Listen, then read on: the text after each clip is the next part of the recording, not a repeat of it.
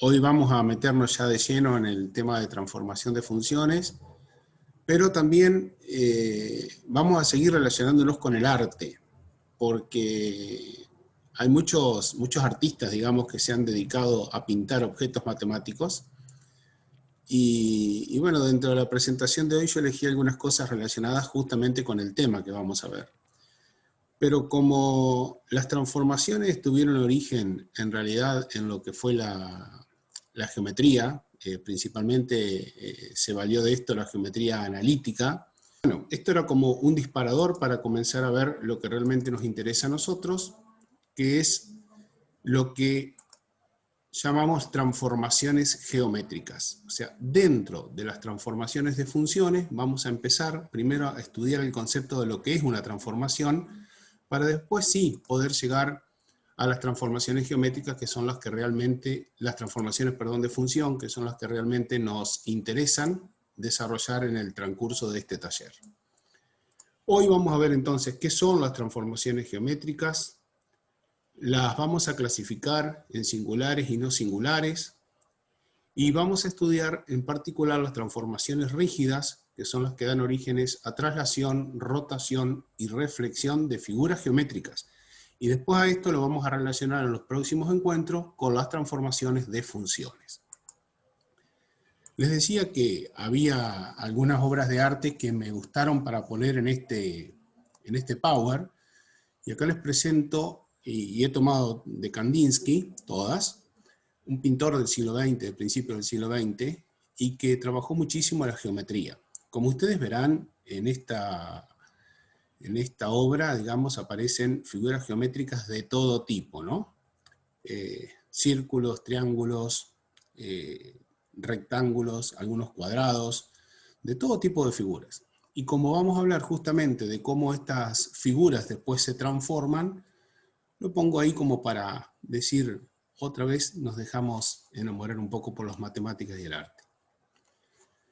Y también es importante relacionar un poquitito para atrás, para recordar algo, y de dónde sale todo el estudio de las matemáticas, dónde comienza a hablarse de todo esto que nosotros estamos estudiando hoy en el año 2020. En el siglo III a.C., Euclides, cuando enuncia sus postulados, empieza a trabajar con conceptos que hoy están totalmente vigentes. Una parte de ese postulado dice todos los ángulos rectos son iguales, y lo que quiero destacar aquí es el término iguales, porque incluye la idea, para poder comparar que algo es igual a otro, de que yo puedo mover una figura hasta superponerla sobre la otra, y cuando yo las tengo superpuestas puedo llegar a decir son iguales. Es decir, está comenzando a incluir, aunque no explícitamente, la idea de un movimiento de traslación, y quizás, ¿por qué no?, si yo tengo una figura geométrica que es exactamente igual a otra, pero aparece en otro lugar del plano dibujada y aparece girada, quizás porque no la tenga que rotar primero, trasladar después, superponerla para poder saber si son iguales o no.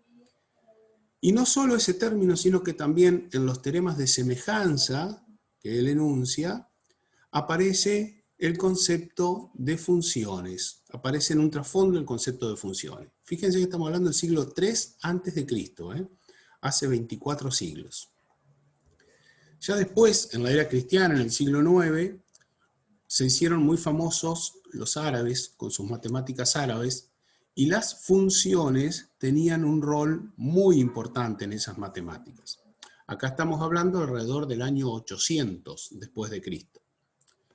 Luego, ya esto es más moderno para nosotros, y los conocemos, Newton, Leibniz, Descartes, en el siglo XVIII, año 1700, mediados del año 1700, 1750, 1760, mediados de ese siglo, comenzaron a desarrollar el cálculo por parte de Newton y Leibniz, entre otros matemáticos, y la geometría analítica. Y estos sí son los que le dieron un real protagonismo a las funciones. Funciones que estamos estudiando hoy día, ¿no? Un poquito más adelante, un siglo después, Cantor, en la teoría de conjuntos, termina de afinar ese concepto de función. Fíjense que nosotros algo de esto tomamos cuando estuvimos viendo relaciones y funciones. Luego, en el mismo siglo XIX, pero más cerca de la finalización del siglo y comienzos también apenas principios del XX, Klein desarrolla el programa de Erlangen, que se conoce con ese nombre, es un nombre muy famoso dentro de la historia de la matemática, en el cual afirmó que la geometría es el estudio de un espacio, un conjunto de puntos, piensen ustedes en el plano, junto con un grupo de transformaciones, aquí aparecen, que es un conjunto específico de funciones del espacio en sí mismo y de las estructuras que permanecen invariantes bajo el grupo. Aquí hay muchos términos raros que quizás nosotros no vamos a llegar a ver, pero me gustó esta frase porque empezaba a hablar ya de funciones, de transformaciones, relacionado con lo que nosotros vamos a ver. Yo les puse una traducción un poquito más como a veces decimos, bueno, pero hablame en criollo, ¿qué es lo que quiso decir? Lo que quiso decir Klein es que para hacer geometría es importantísimo estudiar las transformaciones, que no son otra cosa que funciones, esto ya lo vamos a ver, transformaciones del plano en sí misma. Cómo se transforma algo en el plano de distintas maneras que las vamos a estudiar. Y no solo estudiarlas, sino otra cosa importante, conocerlas de arriba abajo, conocerlas como la palma de la mano, como habitualmente decimos. Y por último, la última referencia que voy a hacer, ya en el siglo XX, Kolmogorov incluyó los trabajos de Klein, de Cantor, que habíamos hablado antes de la teoría de conjunto, como parte de una propuesta para la reforma de la enseñanza de la geometría en Rusia, que dio movimiento a lo que conocemos hoy como matemática moderna. Esto es como para comenzar, simplemente con una breve introducción y saber que lo que hoy estamos estudiando se empezó a estudiar hace más de 2400 años. Entonces lo que vamos a ver es a qué se denomina transformación. Y está relacionado con el concepto de función también. Una función que llamamos t, la t viene de transformación, con dominio en R cuadrado, o sea, con dominio en los reales, e imagen también en R2, se llama transformación del plano cartesiano R2. Fíjense que es una definición por ahí un poco rara, un poco extraña, no es muy compleja, pero la vamos a empezar a analizar después a partir de ejemplos. O sea, estamos hablando de una función que tiene dominio en los reales, pero en los reales en el plano cartesiano. Tiene imagen en los reales, también en el plano cartesiano. Y esa función que tiene ese dominio y esa imagen es lo que se denomina transformación del propio plano cartesiano donde está definida la función. Podemos decir también, entonces, que una transformación T es un conjunto de pares ordenados, o sea, un conjunto de puntos. Y más aún, también podemos hablar de un conjunto de vectores, porque sabemos que existe una correspondencia biunívoca entre conjuntos de pares ordenados y puntos del plano, entre puntos del plano y vectores en R2. Entonces podemos decir que una transformación es un conjunto de pares ordenados y que se define de esta manera. Un conjunto T que está conformado por estos dos pares ordenados.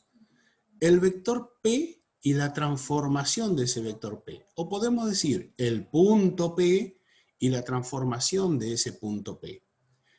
Un punto de donde partimos y un punto a donde vamos a llegar a través de una transformación. Tal que ese punto P, la condición que tiene que cumplir es que tiene que pertenecer a los reales. Enseguida vamos a ver ejemplos como para ver qué significa esta expresión que por ahí aparece media compleja de entender. Dos pares ordenados, distintos de T, no pueden tener el mismo primer elemento. Esto es una de las cosas que define la transformación. ¿Y con qué tiene que ver esto? Yo lo puse entre paréntesis como para que ustedes lo puedan recordar. Tiene que ver con la condición de unicidad. ¿Por qué tiene que ver con la condición de unicidad? Porque fíjense que a la transformación nosotros la estamos definiendo como una función. Y por lo tanto, nosotros sabemos que una función tiene que cumplir con esa condición. Es decir, de cada elemento del dominio puede salir una sola flechita. A cada elemento del dominio le corresponde una sola imagen. Por lo tanto, no puede existir dos primeros elementos iguales. Una transformación T le asigna a un punto una nueva posición y constituye esa transformación un conjunto de instrucciones para mover, entre comillas, el plano cartesiano, o sea, mover R2. Ahora voy a mostrar una gráfica que con esto se va a entender, creo, bastante bien. Nosotros tenemos aquí un punto cualquiera del plano. Aplicarle una transformación significa que a este punto va a aparecer en otra posición, por ejemplo, donde estoy poniendo yo mi cursor ahora y donde va a aparecer el otro punto que vamos a llamar P', y lo que vamos a hacer es mover en el plano cartesiano este punto P hacia otro punto P'. Y lo representamos de esta manera en forma gráfica. Tenemos nuestro plano P, nuestro plano cartesiano, nuestro punto P en azul, nuestro punto P' en rojo, que se movió en el plano cartesiano como consecuencia de que aplicamos una transformación, que la estamos representando como si fuera un vector. Salimos desde P, llegamos hasta P'. Si yo salgo desde un punto P, primero, este punto P va a pertenecer a cualquier lugar del plano cartesiano. Por eso decimos que su dominio, y voy para aquí arriba, el dominio de las transformaciones es R². Porque el dominio, si ustedes se fijan en la definición de transformación, corresponden a los valores del primer elemento del par ordenado. P pertenece a R². Y cuando decimos P, estaríamos hablando, por ejemplo, de un vector, que yo no lo tengo dibujado ahí intencionalmente, pero este vector que voy a dibujar ahora, ahí en un momentito, ese vector, en color verde, será el vector posición del punto P. Por eso les decía hoy que recuerden que existe una correspondencia biunívoca entre pares ordenados y puntos del plano, pares ordenados y vectores en el plano, puntos en el plano y vectores en el plano. Entonces, cada punto nosotros lo podemos representar a través de un vector. Y les decía que depende qué transformación nosotros apliquemos, vamos a llegar a otro punto del plano. Habrá transformaciones que nos hacen llegar a este punto P', pero quizás tengamos otra transformación que nos hace llegar a un punto que no está en el mismo cuadrante donde estaba P, sino que está en el segundo, o en el tercero, o en el cuarto. Podría ser que la transformación nos lleve a que el punto P' se encuentra sobre el eje X, o que el punto P' se encuentre sobre el eje Y, o que el punto P' se traslade hacia el origen de coordenada, o incluso habrá transformaciones que harán que el punto P' coincida con el punto P. Es decir, la imagen de P' va a pertenecer también a R². Este concepto que estamos hablando, que es medio teórico ahora, ¿queda claro? Porque en un ratito lo vamos a poner mucho más claro con ejemplos numéricos. Pero quiero que se entienda lo que estamos hablando. Cuando hablamos de una transformación es que un punto P, para hacerlo más sencillo todavía, un punto P va a ocupar otra posición en el plano que puede ser diferente o coincidente con la posición que ocupaba el punto P, depende cuál sea la transformación que le apliquemos. Y ya vamos a analizar los distintos tipos de transformaciones. ¿Se entiende esto? ¿Hay alguna duda aquí? Ahora cuando veamos un ejemplo vamos a ver qué tal. Bien, dicen que sí que se entiende, así que yo voy a proseguir un poquito. Vamos ya con un ejemplo. Supongamos que tenemos una transformación que se define mediante 3P. O sea, acuérdense que P hace referencia a un punto del plano que lo representamos mediante el vector posición. Entonces esta transformación lo que está haciendo es multiplicar un escalar por un vector. Y la condición es que este punto P pertenezca a los reales, o que este vector posición P pertenezca a los reales. Esa es la regla que define la transformación. Si ustedes recuerdan, hace un ratito teníamos que la transformación estaba definida por el par ordenado P, transformación de P. En vez de la transformación de P, escribimos la regla directamente de esta transformación, que es 3 por el vector posición, tal que ese punto P pertenezca a los reales.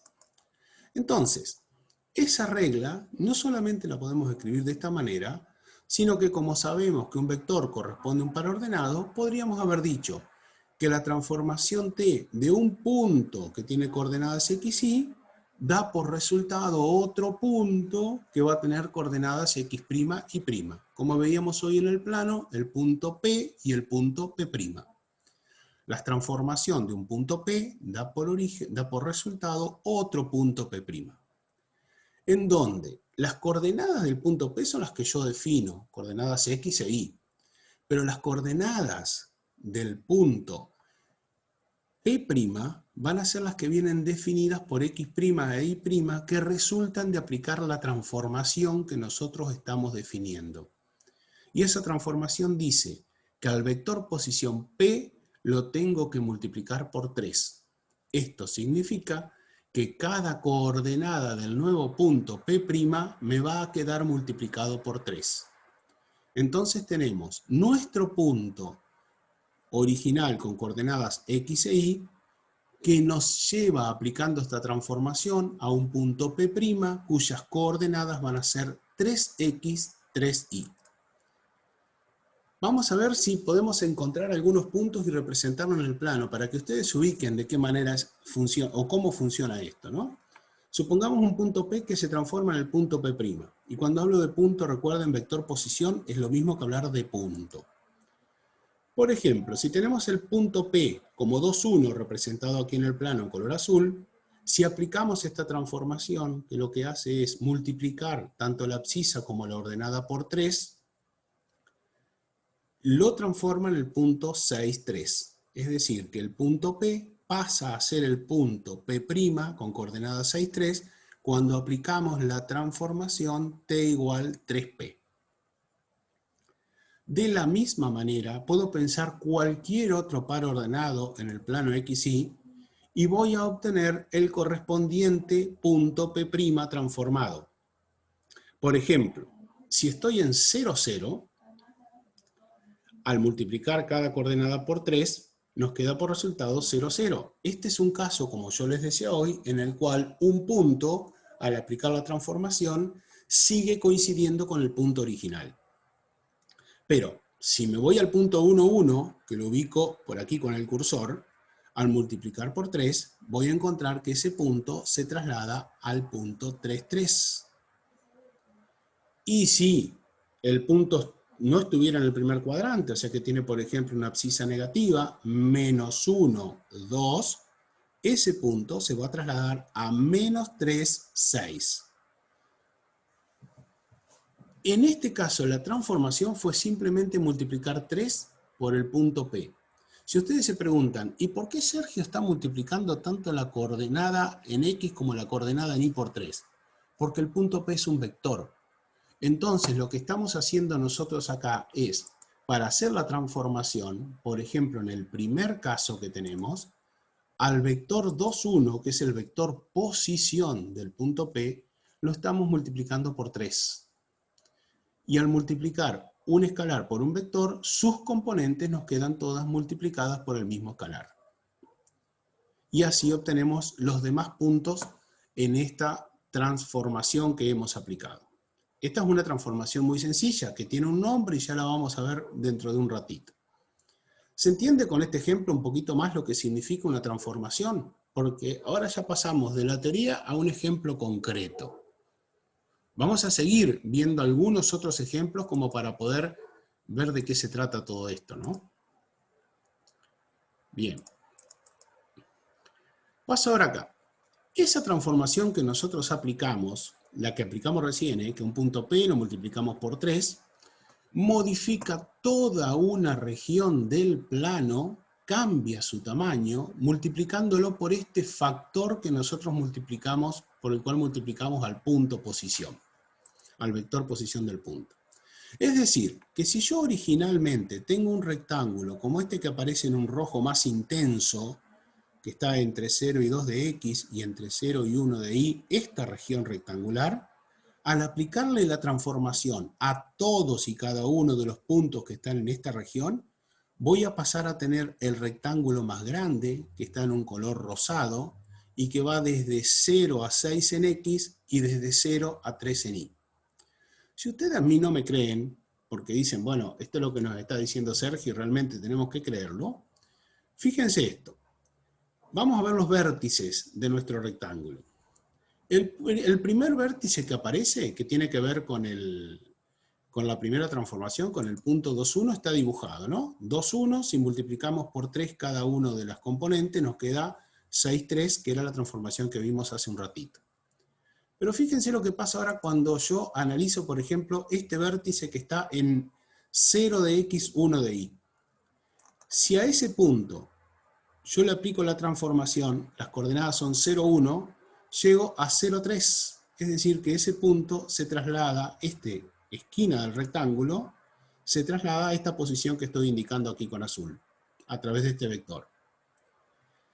Si a este otro punto que está sobre el eje X, que tiene 2 de abscisa en el eje X, o sea, 2, 0 son sus coordenadas, los multiplicamos por 3, obtenemos 6, 0, es decir, que llegamos a este punto, a este vértice del otro rectángulo.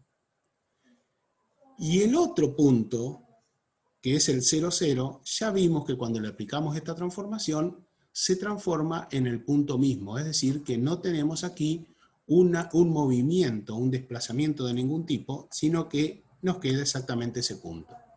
Es decir que, analizando los 4 vértices del rectángulo, encontramos que efectivamente corresponden a los de este rectángulo más grande, cuyas dimensiones están todas multiplicadas por 3. Aumenta, como decíamos recién, la región del plano en un factor de 3. ¿Esto se entiende, chicos? ¿Hasta aquí? Pepe, ¿Sí? Dale. una pregunta para los chicos por ahí. Por supuesto. Vieron que cada lado se triplicó. Cada Esa está lado buena, esa pregunta, está buena. Me gusta. ¿Ya sabés lo que voy a preguntar? Sí, sí. Quedó al lado multiplicado por 3. Y Sí. Karina, nos conocemos. Un poco, ¿no? Ahí ¿Qué pasa con el área? Eso que me lean la mente no me gusta. ¿El área también se triplicó, chicos? Es linda esa pregunta. Ojo, Nahuel Ferreira, esa ansiedad, dominar la ansiedad. Pensar un poquito en vamos. las respuestas. Claro. ¿Qué le pasa al área? ¿Por cuánto se multiplicó el área? Bien, Lucas. Bien, Lucas. Bien, Lucas. Por 9, porque acá cada dimensión se triplica. ¿Está? Y como estamos hablando de 2 dimensiones, si tanto la dimensión X como la dimensión en Y se triplican, 3 por 3 da 9, y ese es el aumento proporcional que tenemos del área. Cuidado con estas cosas porque a veces llevan a engaño, si hicieron, ¿no? Un rompecabezas, chicos, ese chiquitito, ese rosado fuerte, digamos, entra 9 veces en el grande. Muy bien, Karina, ahí vamos. ¿Así? Claro, porque es una linda pregunta para hacerlo fácil en el secundario, para los que van a ser profes también, sin hacerle toda la matemática, ¿no es cierto?, que está acá atrás, pero ¿qué pasa? Una pregunta bonita podría ser, ¿qué pasa si a un lado, si a los lados de un rectángulo los triplicamos? ¿Qué pasa con el área del rectángulo final, no? Y uno le podría mostrar de esa manera a los chicos que el rectangulito inicial entra 9 veces en el grande. Perfecto. Y esto tiene que ver ya después con proporcionalidad y un montón de cosas Claro. más, ¿no? Que se despegan todas estas desde acá de donde estamos viendo. Y que no vale lo que a vos no te gusta, que es la regla de 3, Sergio. Exactamente. Porque claro, al triple no le corresponde el triple de área, ¿no es cierto? No vale la regla de 3. O sea, si yo, por ejemplo, a ver, ¿cómo lo puedo decir para que sea más fácil? ¿Quieras? No vale hacer una regla de 3 simple para calcular el área, digamos, porque no aumenta proporcionalmente. Es decir, si al lado de un rectángulo aumenta 3 veces y el otro aumenta 3 veces, no podemos hacer una regla de 3 para decir también aumenta 3 veces. Ahí es donde decimos no siempre es aplicable la regla de 3. Es proporcionalidad, pero otra proporcionalidad diferente. Ahora vamos a ver otro ejemplo. Y acá voy a recurrir a quienes se acuerdan de este tema, y si no, simplemente lo vamos a recordar. Aquí en la figura aparecen dibujados dos triángulos, uno de color azul y uno de color rojo, como a mí me gusta. Vuelve el fútbol, vuelve San Lorenzo mañana. Bien, vamos todavía. Dos triángulos. Estos dos triángulos se llaman triángulos semejantes. El triángulo que está con las letras ABC es el triángulo azul, y el triángulo que está con las letras prima, las mismas letras pero prima, está con el color rojo. Estos triángulos son semejantes si los lados homólogos, es decir, los que se llaman con la misma letra, en este caso AB y A'B', guardan entre sí la misma proporción. Es decir, que lo que tenemos que cuidar cuando los triángulos son semejantes es decir que el cociente entre el valor de este lado AB y el valor de este lado A'B' tiene que ser igual al de BC sobre B'C', igual al de CA sobre C'A'. Esto es como cuando quizás algunos pudieron hacerlo alguna vez en el secundario, o quizás también en la primaria, pero más seguro en el secundario, cuando en alguna actividad de plástica, por ahí les pedían aumentar el tamaño de una figura en forma proporcional y trazaban líneas como para poder visualizar cómo aumentaba o disminuía una figura. O si ustedes, por ejemplo, también lo iluminaran a un triángulo pequeño desde atrás con una linterna, la sombra verían cómo va aumentando y puede llegar a aumentar en forma proporcional. Y si se mantienen esas relaciones entre los lados de la figura, entre los lados del triángulo, estaríamos hablando de triángulos que son semejantes. Y esto tiene que ver con las transformaciones. Ahora vamos a ver por qué, ¿no? Porque la misma transformación que estábamos estudiando recién nosotros, la transformación del punto P igual a K por P, donde K es un número real, que tiene que ser distinto de 0, y P también tiene que ser un vector que pertenece a los reales, es la que transforma este triángulo ABC en un triángulo A'B', C' semejante. Es decir, que guarda las proporciones de los lados homólogos entre sí. Una cosa interesante, y que tiene que ver con lo que ustedes estudiaron también como producto escalar de vectores, es que las dimensiones del triángulo rojo, que es el transformado, van a ser mayores si K es mayor que 1. Van a ser menores si K es menor que 1. Y van a ser iguales solo si K es igual a 1. Sí, dale. Entre 0 y 1, el K. Entre 0 y 1, sí, entre 0 y 1. Menor, sí, y 1, menor que 1, porque si es menos 2, pasa otra cosa. Entre ¿no? 0 y 1, sí, por supuesto. Entre 0 y 1. En valor absoluto, digamos, como nos pasa con el producto de un vector por un escalar, ¿no? Gracias, Karina, por la aclaración. Fíjense que los lados del triángulo azul, hay dos que son muy fáciles de sacar, el BC y el AC, que valen 1, y el otro, que lo sacamos por Pitágoras, raíz cuadrada de 1 más raíz cuadrada de 1, o sea, raíz cuadrada de 1 más 1, perdón, que es raíz cuadrada de 2. Estas son las dimensiones de AC, BC y AB. Y también es bastante fácil sacar B'C', que como verán ustedes va de 3 a 6, o sea que tiene 3 unidades. A'C' también tiene 3 unidades. Y este de acá será la raíz cuadrada de 3 al cuadrado más 3 al cuadrado, o sea que nos da raíz cuadrada de 18. Si ustedes hacen los cocientes entre los valores AB y A'B' y así sucesivamente entre los homólogos, toda esta relación da un tercio. Es fácil verlo en BC, B'C', en CA, C'A', y por ahí complica un poquito mirar cuando es raíz de 2 sobre raíz de 18, pero 2 sobre 18 es un noveno y la raíz cuadrada de un noveno es también un tercio. Es decir que efectivamente en todos estos casos se aumentan los lados en forma proporcional y multiplicados por el mismo número. Es decir que estos triángulos son semejantes. ¿Y qué hemos hecho en realidad? Hemos obtenido una transformación en la cual, fíjense, al punto B lo multiplicamos a sus coordenadas por 3 y obtenemos, pasamos de 1, 1 a 3, 3. Al punto C pasamos de 2, 1 a 6, 3. Y al punto A pasamos de 2, 0 a 6, 0. Es decir, hemos aplicado esta transformación de proporcionalidad que nos da por resultado un triángulo semejante. Aquí estamos a menos de un minuto del cierre, así que del corte, o sea que vamos a dejar acá antes de pasar a la próxima diapositiva, y les propongo volver a conectarnos para continuar con este encuentro. No sé si Karina querés decir alguna aclaración, algo antes. ¿Los ángulos del rojo se triplicaron, jefe? A los chicos. Me da la impresión que sí, pero no sé, a ver qué dicen. ¿Los ángulos? Ah, bueno, ya sé. Se triplican los lados. ¿Qué pasa con los ángulos de dos triángulos semejantes? Continuará en la próxima reconexión. Bien, primera pregunta va a ser esa. Dale. Ok. Bien. Igual ya leí respuesta, así que está muy bien, lo que dicen, se mantienen, bien.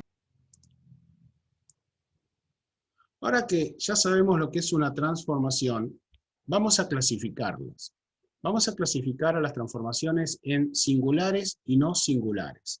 También vamos a dar primero una definición y enseguida vamos a ver un ejemplo, como hicimos hace un ratito.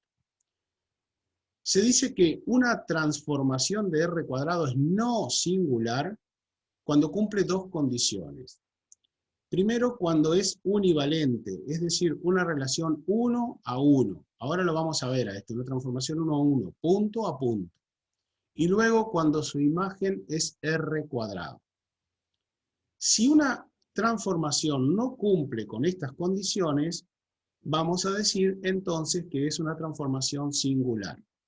Las que a nosotros nos interesan son las transformaciones no singulares. Por eso es que definimos de esta manera a las transformaciones, porque son las que nos van a dar orígenes a lo que decíamos hoy cuando les hice la presentación en el PowerPoint, a lo que son las transformaciones de traslación, de rotación y de reflexión, que son las que nosotros vamos a estudiar hoy, que todas se agrupan bajo un nombre que se denominan transformaciones rígidas. Pero bueno, primero estudiemos de a poquito qué son las transformaciones singulares y no singulares, haciendo hincapié en las transformaciones no singulares que son las que nos interesan. Y para eso vamos a trabajar con varios ejemplos, para que pueda quedar bien entendido. Supónganse que tenemos esta transformación, una transformación bastante sencilla en donde decimos que las coordenadas del punto prima, del punto P' sería, después de aplicar la transformación, quedan modificadas de esta manera. La coordenada en X queda por la que tenía el punto originalmente, sumándole 3, y la coordenada en Y por la que tenía el punto originalmente sin modificar. O sea, se modifican solo las abscisas de los puntos. Esto quiere decir que nosotros podemos intentar encontrar, para saber si esta relación es 1 a 1, podemos intentar despejar X e Y de la transformación que estamos planteando. Es un despeje muy sencillo, porque como verán de la primera ecuación sale que X es igual a X' menos 3, y la segunda ecuación nos queda que Y es igual a Y'. Fíjense que tanto en la transformación directa que nosotros teníamos, como en esta transformación T asterisco, que vamos a llamar transformación inversa, se da exactamente la unicidad. Es decir, hay un único valor de X' que satisface la primera ecuación. Y hay un único valor de Y' que satisface a un valor de Y. No es que hay dos valores de X para el mismo valor de X', o que hay dos o tres valores de X' para un valor determinado de X. Eso significa que la relación es 1 a 1. Y enseguida lo vamos a ver también en la gráfica, qué implica todo esto. Lo que decía recién, que cada uno tiene solución única, no lo voy a volver a repetir. Entonces decimos que la transformación T es univalente y la imagen de T son todo el plano de los reales, R2. Entonces, como sabemos que T es univalente porque hay una solución única que encontramos recién, y además que la imagen de T es R cuadrado, estamos definiendo que T es no singular. Así de simple, ¿eh? Se trabaja con la transformación dada, despejamos, encontramos si es o no univalente, y si la imagen es o no R cuadrado, que efectivamente lo vimos, y entonces encontramos que es no singular. Y las ecuaciones que definen a T asterisco, son las ecuaciones que definen a la transformación inversa. O sea, nosotros vamos a tener una transformación y una transformación inversa. Si esta relación es 1 a 1 y la imagen de la transformación T son los reales, decimos que es no singular. Fíjense que aquí están las transformaciones puestas. Tenemos dos imágenes. La de la izquierda, la que tiene los vectorcitos en verde, las flechas que indican las transformaciones, es la transformación directa. La de la derecha es la transformación inversa. Veamos un poquito más sobre primero, sobre la de la izquierda, la transformación directa que teníamos, ¿no? Que es la transformación en el cual a un punto P, le aplicamos, le sumamos un vector. En este caso, aquí yo cometí un pequeño errorcito que no corregí, lo voy a hacer ahora. El valor de K no es 5, sino que el valor de K, a ver si me pueden decir ustedes cuánto es, cuántas unidades hacia la derecha se desplaza el punto. Bastante sencilla la pregunta, pero ustedes lo pueden hacer. ¿Cuántas unidades se desplaza? Te dicen, Sergio, perfecto, 3. Entonces aquí lo que vamos a colocar es un 3, y aquí también vamos a colocar un 3, para decir entonces que ese valor de K desplaza tantas unidades hacia la derecha un punto. Fíjense que cualquier punto que nosotros tomemos del plano real se desplaza solo en forma horizontal. Claro, porque estamos diciendo que no hay movimiento en cuanto a la ordenada. Entonces, siempre vamos a tener la transformación hacia la derecha de nuestro plano. O sea, el plano completo, todos los puntos del plano se van a correr 3 unidades hacia la derecha. Si en cambio aplicamos la transformación inversa, teniendo en cuenta también que va a aparecer el mismo errorcito con el valor de K, que no es 5, sino que es 3, vamos a ver entonces que ahora la transformación inversa, partimos de los puntos prima y llegamos a los puntos originales A. Es decir, que nos devuelve al mismo punto.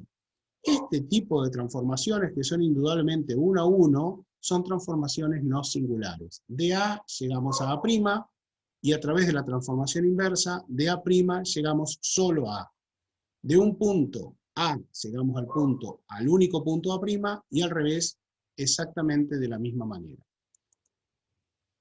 La transformación del punto que no tiene prima, o sea, de los puntos originales, nos lleva a un punto con prima.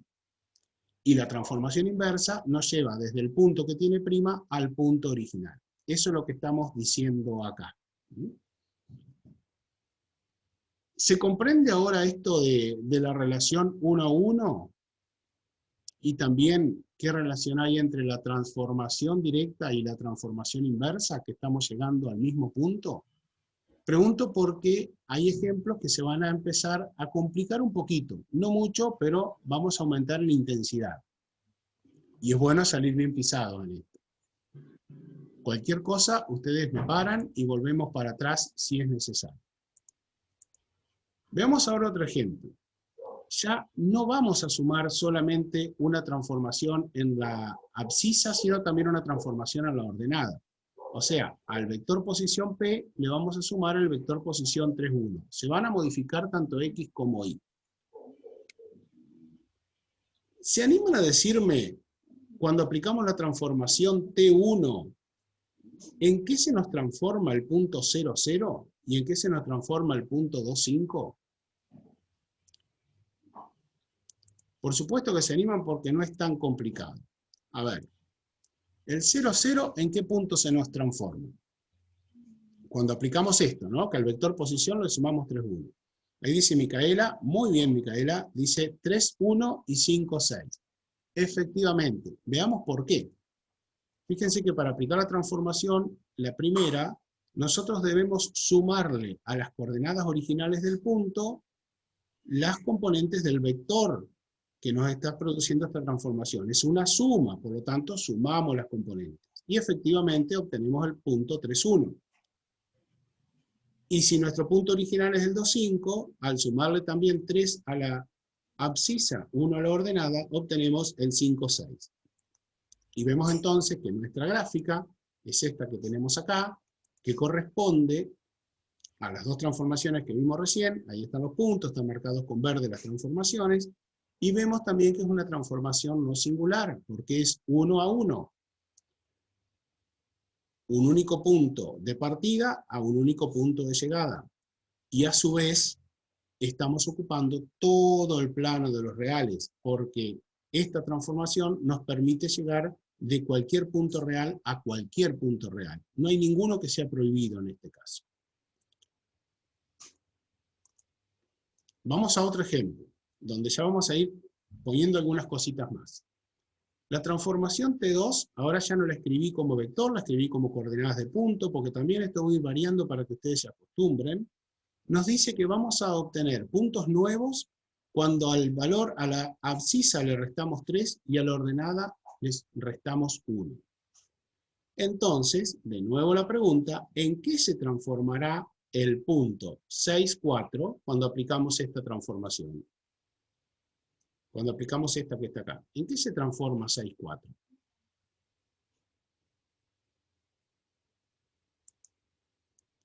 En el punto 3, 3 nos dicen, veamos si es cierto. Fíjense, si a 6 le restamos 3 y a 4 le restamos 1, efectivamente nos vamos a encontrar con el punto 3, 3. Ahora viene una pregunta un poquito más difícil, porque esto es, aplicable la transformación 2, pero primero le aplicamos la transformación 1 al punto 2, 5. Entonces tenemos que pensarlo en dos partes, ¿no? Primero, si al punto 2, 5 le aplicamos la transformación 1, podríamos hacerlo de nuevo el cálculo, pero lo usamos al resultado que teníamos acá arriba, nos encontramos con que la transformación 1 aplicada al 2, 5 nos da por resultado el punto 5, 6. Entonces, uso ese resultado, ¿no? 5, 6. Y al punto 5, 6, o sea, a todo esto que está dentro del paréntesis, la transformación 1 del punto 2, 5, le aplicamos la transformación 2, es decir, restamos 3 a la abscisa, restamos 1 a la ordenada, y encontramos con que el resultado es, sorprendentemente, 2, 5. O sea, aplicamos una transformación para llegar al mismo resultado. A ver qué es lo que pasó. Primero, si se entendió este cálculo, así puedo avanzar. Si se entendió cómo llegamos a este 2, 5. Porque por ahí lo dije un poquito rápido. Bien, bien, se entendió. Perfecto. Vamos a verlo gráficamente primero. Fíjense, partimos del punto 6, 4. Ahora los vectores son los naranja y no están las flechitas hacia el punto azul. Siempre partimos, uso este código para que no se pierdan, del punto azul al punto rojo. El punto azul es el original, el rojo es el transformado. De C a C'. Del 6, 4 salimos al 3, 3. ¿Y qué pasa ahora cuando nosotros le aplicamos al punto 2, 5, primero la transformación T1 y después la T2? Bien, resulta que cuando aplicamos la T1 partimos del B y llegamos al B'. Pero cuando aplicamos la T2, del B' volvemos al B. Entonces nos queda una transformación de este tipo. El mismo punto B se transforma en sí mismo al aplicar la doble transformación. Y era lo que decíamos hoy al principio, una transformación me puede dar lugar a otro punto del plano o al mismo punto coincidentemente. ¿Qué me pueden decir ustedes de la relación T2? ¿Será singular o será no singular? ¿Será una relación de uno en uno y su imagen serán todos los reales o no cumple con esas condiciones? ¿Pasa lo mismo que con T1 o pasan cosas diferentes que con T1?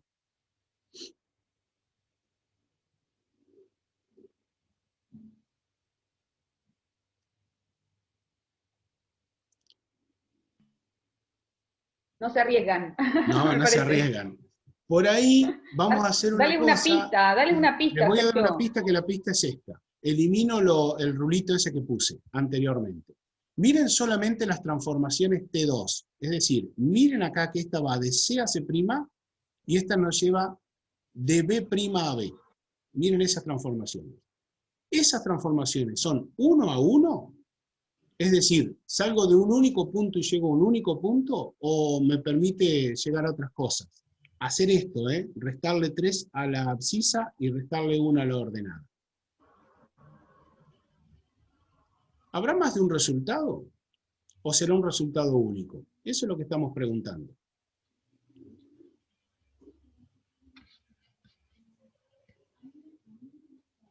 Es como que va y viene, dice Lucas. Sí, ¿qué es como que va y viene? ¿Qué es lo que es como que va y viene? ¿Quién con quién?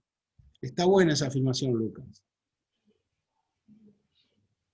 ¿A cada par de R2 le corresponde un único par de R2? Pregunta Bruno. Sí, eso estamos preguntando, exactamente. Y es así, chicos, a cada punto de R2, aplicándole la segunda transformación, también le corresponde un único punto de R2. Pero hago otra pregunta ahora. ¿Qué relación hay entre T1 y T2? Lo pueden ver en la gráfica. Y más aún en esta donde estoy señalando, en lo que ocurre entre B y B'. ¿Qué relación hay entre T1 y T2?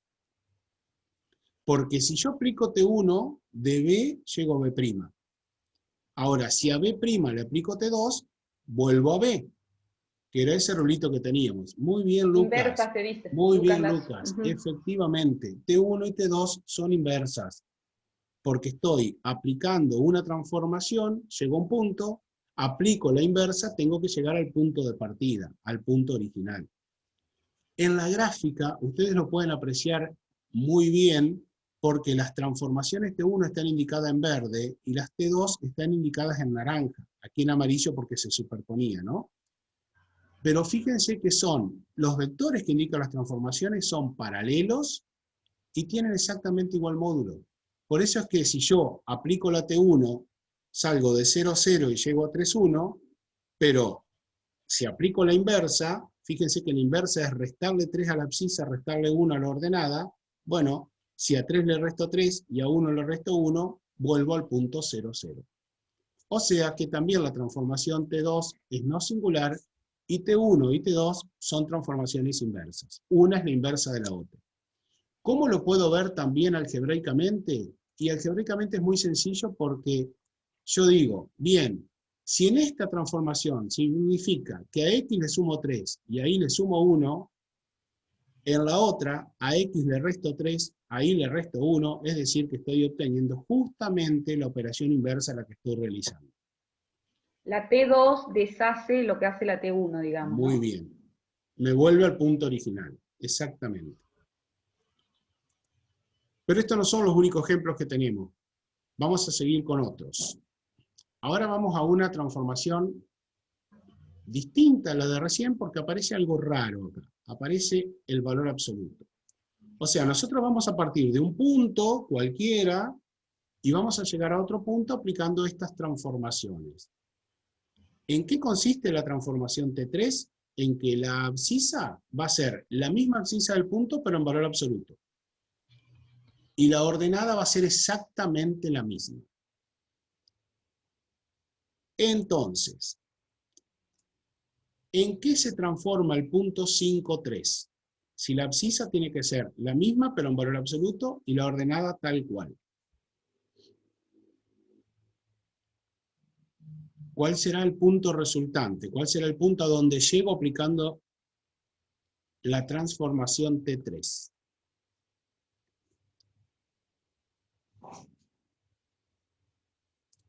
Yo voy a esperar alguna respuesta en el chat. Ezequiel dice que es el mismo. Muy bien, Ezequiel. Muy bien. Vamos a mostrarlo. Tengo que hacer valor absoluto de la componente en X del punto o de la abscisa y la ordenada repetirla. Cuando hago el valor absoluto de 5, efectivamente me queda el mismo punto 5, 3. Y en el dibujo, que es lo que voy a ver, que el punto A y el punto A' coinciden. Salgo de A y llego a A', en este caso. Pero esa transformación T3 no le hace lo mismo a todos los puntos. Porque, ¿qué pasa en el segundo caso? Cuando el punto que estoy analizando es menos 5, 3. ¿En qué se transforma menos 5, 3 cuando aplicamos esta transformación?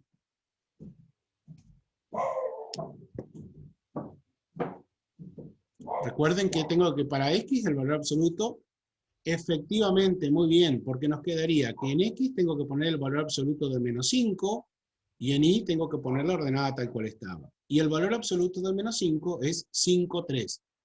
Entonces estamos hablando de que el punto menos 5, 3 se transforma en el punto 5, 3. Hay un punto que se transforma en sí mismo, hay otro punto que se transforma en otro diferente. Ahora, ¿esta transformación es 1 a 1?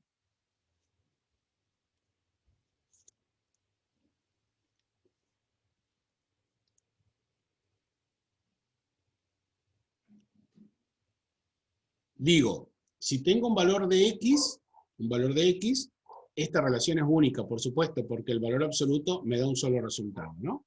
Nahuel dice que no, y coincido con Nahuel, porque lo que no puedo hacer es la recíproca. O sea, yo digo, perfecto, un valor de x tiene un solo valor absoluto, pero si lo pienso al revés, ¿cómo hago para llegar del valor absoluto de x a x'? ¿Qué resultado tiene esto?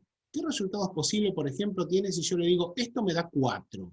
El valor absoluto de x me da 4. ¿Cuánto puede ser x'? 4 y menos 4. Efectivamente, tengo dos resultados. Por lo tanto, en este caso, no es una transformación 1 a 1. Por lo tanto, la transformación ya no es no singular, no cumple con esta condición, y entonces la transformación se conoce con el nombre de singular. Ahí me pregunta Lucas por el chat si hay que poner asistencia, yo me olvidé, así que sí, por favor, porque no todos han participado en el chat, quizás saludaron al principio, pero sean amables de poner su nombre y apellido, así queda registrado. Antes de avanzar, yo les voy a hacer otra pregunta. ¿Qué otra transformación hubiesen podido encontrar ustedes, x' igual a qué otra cosa, para que no fuera una transformación 1 a 1? Es decir, que cuando yo hago el camino directo, sí encuentro una transformación que me da un solo valor, pero cuando hago el inverso, puedo tener también dos valores. ¿Qué otra transformación se les hubiese ocurrido hacer? Quiero decir, otra, diferente, x' igual a qué otra cosa, en vez de valor absoluto de x, tal que cuando yo hago el camino al revés no tenga un único resultado. Ahí dice Ezequiel dice raíz cuadrada de x. Yo te voy a corregir, vamos bien Ezequiel, pero vamos a poner x cuadrado. Porque de x', si yo voy de x con un valor de x, con un valor cualquiera de x, yo obtengo un solo resultado de x'. Cuando hago el camino al revés y te doy el resultado de x cuadrado, por ejemplo, digo x cuadrado vale 9, pregunto cuánto puede valer x', ahí ustedes me van a decir más 3 o menos 3. Si yo hubiese hecho, o sea, en este caso el camino directo era 1, el inverso me daba 2 resultados.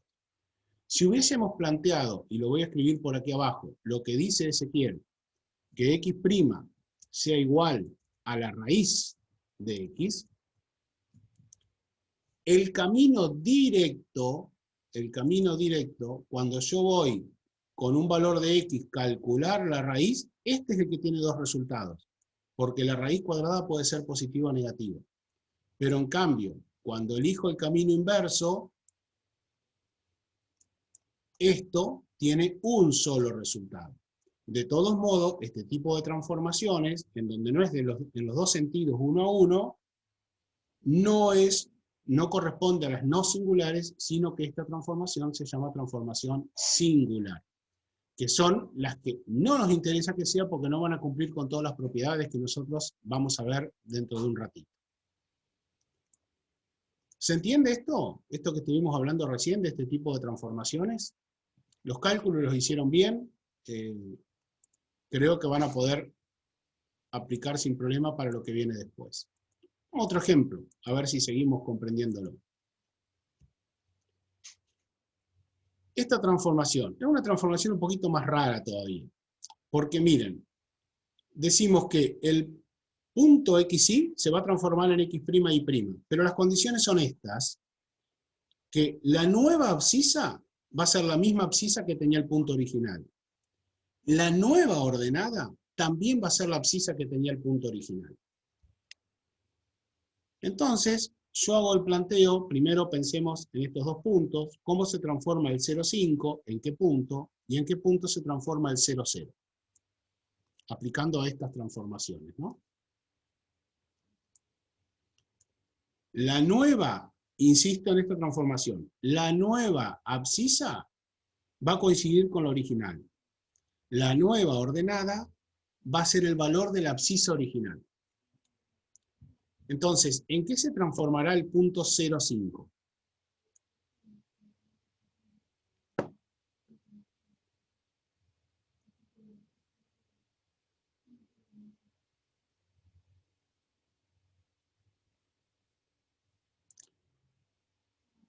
Bien, chicos, bien, se transforma en 0,0, perfecto, sí, en 0,0. ¿Por qué en 0,0? Y porque estamos diciendo que la abscisa del nuevo punto tiene que ser la misma que tenía el punto original. Y la ordenada del nuevo punto también tiene que ser la misma abscisa original. ¿Y el 0,0? ¿En qué se transformará?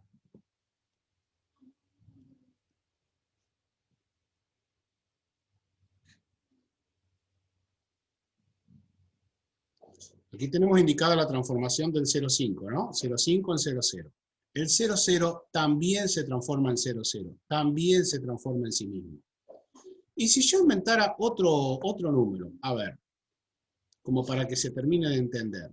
Si yo elijo el punto 1 menos 3, ¿en qué se transformará ese punto?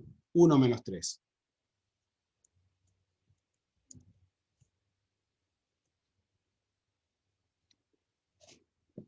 En 1, 1. Muy bien, 1, 1. Perfecto. Se va a transformar en el punto 1, 1. Fíjense que las características que van a tener los pares ordenados que resultan de la transformación, después de aplicar la transformación, van a ser, por cómo está definido acá, por cómo está definido aquí, van a tener el mismo valor tanto para la abscisa como para la ordenada. Eso van a ser los puntos transformados. Es decir, cualquier punto del plano, no importa en la posición en que se encuentre, cuando yo lo transforme, va a ocupar una posición particular en el plano. A ver si se dan cuenta dónde van a estar todos los infinitos puntos cuando yo aplique las transformaciones. ¿Qué voy a obtener? El par 0,0, el par 1,1. ¿Qué otros pares voy a obtener? Bien, Bruno, sobre la recta identidad, porque la característica que tiene esta transformación que estamos viendo es que todos los puntos tienen igual, los puntos transformados, ¿no? Tienen igual abscisa e igual ordenada. Es decir que nuestro dominio, que es el punto original, son todos los puntos del plano cartesiano, pero nuestra imagen son solo los puntos que se encuentran sobre esta recta, porque son aquellos que tienen igual abscisa, igual ordenada. O sea que la imagen no son todos los reales, sino solo los que están en esta recta, solo los puntos a los cuales la abscisa coincide con la ordenada. Y a su vez, no es 1 a 1, porque fíjense que, por ejemplo, encontramos recién que son muchísimos puntos los que tienen el mismo valor, la misma imagen. No solo 0,5 y 0,0 tienen como producto de la transformación el punto 0,0, sino que cualquier punto cuya abscisa sea 0, no importa la ordenada que tenga, va a tener como resultado de transformación el punto 0,0. O sea que no es 1 a 1, su imagen no son todos los reales, por lo tanto, esta transformación también decimos que es una transformación singular.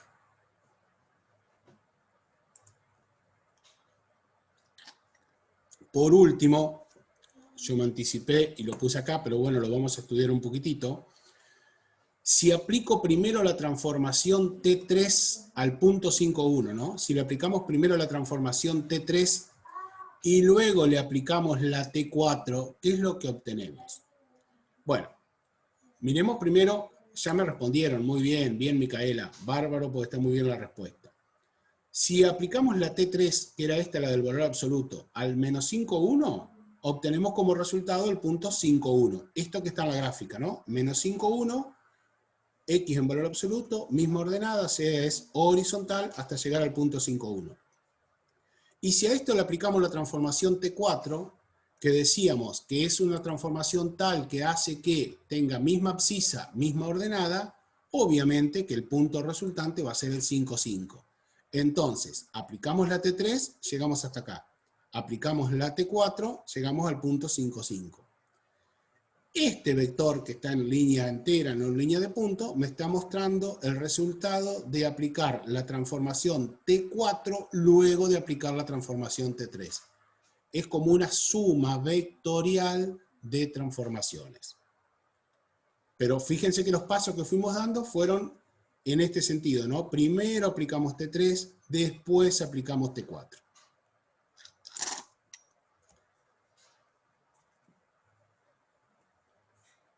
Creo que tengo otro ejemplo más preparado. Sí.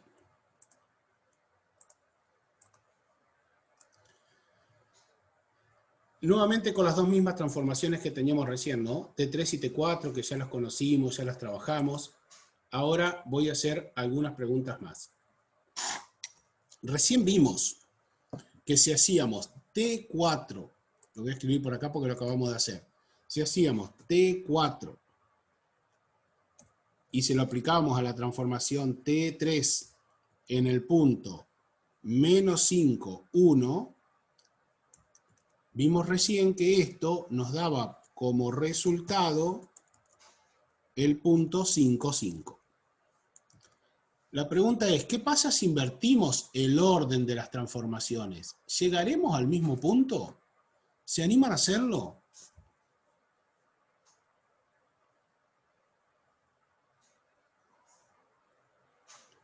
¿Se animan a ver qué sucede? Primero aplicamos la transformación T4, al punto menos 5, 1. Y cuando tengamos el resultado, le aplicamos la T3.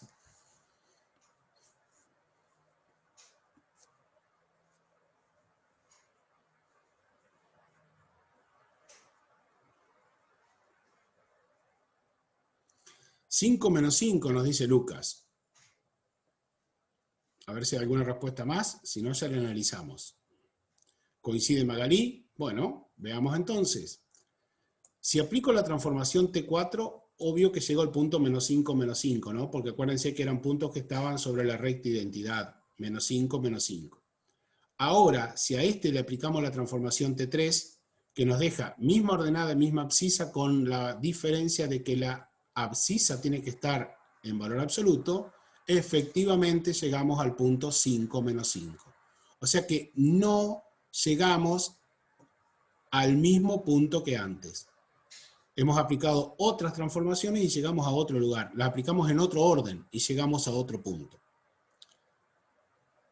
Eso es importante porque cuando combinamos las transformaciones no necesariamente tenemos el mismo resultado. Un ejemplo más. Ahora la transformación que le vamos a aplicar la llamamos T5 y nos dice que la abscisa del nuevo punto va a ser menos y del original. Y la ordenada del nuevo punto va a ser x del original. Entonces tengo acá una transformación simple y dos transformaciones acumuladas para resolver. 3 es el valor de x, 8 es el valor de y. ¿Cuáles serán los valores de x' y de y' al aplicar esta transformación? Bien, bien, menos 8, 3, muy bien. Aquí lo estamos viendo que del punto 3, 8 llegamos al menos 8, 3. Muy bien. Ahora hay que pensar un poquitito más, pero ya tenemos la ayuda anterior resuelta, ¿no? Vamos a aplicar dos veces la transformación T5. O sea, primero al 3, 8 y después volvemos a aplicarlo. A ver a qué llegamos. Ahí Micaela está respondiendo que vamos a llegar a menos 3, menos 8. Obviamente que si aplicamos primero la transformación a 3, 8, obtenemos lo mismo de recién, ¿no? Pero tenemos que volver a aplicarle la transformación 5. O sea, que el que es abscisa pasa ordenada, el que es ordenada pasa abscisa, pero hay uno que cambia de signo, que es el 3, y efectivamente el resultado es menos 3, menos 8. Entonces vemos en la gráfica que la primera transformación que aplicamos, que es la que hicimos en el ejercicio anterior, de 3, 8 llegamos a menos 8, 3, Y luego, intercambiando abscisa y ordenada y cambiando el signo de la ordenada para la nueva abscisa, llegamos a menos 3 menos 8. Nuevamente, si tenemos las dos sumas de vectorial, llegamos a la transformación combinada T5 de T5. Bien, ¿y qué pasará con esta otra? Recuerden que T3 es la que tiene el valor absoluto en la abscisa y repite la ordenada, ¿no? Si aplico la transformación T3 a menos 2, 5, ¿a qué llegamos? Bueno, ya me han dado la respuesta, chicos, la verdad que está muy bien. Si aplicamos menos 2, 5, nos queda 2, porque es el valor absoluto, y el otro se repite, nos queda 5. Y obviamente que acá de intercambiar abscisa y ordenada y considerar los signos, llegamos al punto menos 5, 2, que también lo vemos aquí en la gráfica. Bueno, la verdad que muy bien la respuesta de ustedes, ¿eh? Muy enchufados, como dijo Karina, están hoy muy despiertos. Las transformaciones estas son no singulares, porque vimos recién que eran transformación 1 a 1, ¿no? Eso también. Un último ejemplo, que tiene que ver con el mismo triángulo que manejamos hoy. Toda transformación, simplemente para definir esto, ¿no? Que toda transformación T de semejanza que nosotros tengamos, es decir, esas que se mantenían, ¿se acuerdan? La proporcionalidad entre lados homólogos, es no singular. Y la inversa de una transformación de semejanza es también una semejanza. Pero veámoslo a esto simplemente con un ejemplo. O sea, nosotros hacemos esta transformación para llegar del triángulo azul al rojo, sabiendo que habíamos multiplicado abscisa y ordenada por un número K, que en este caso era 3.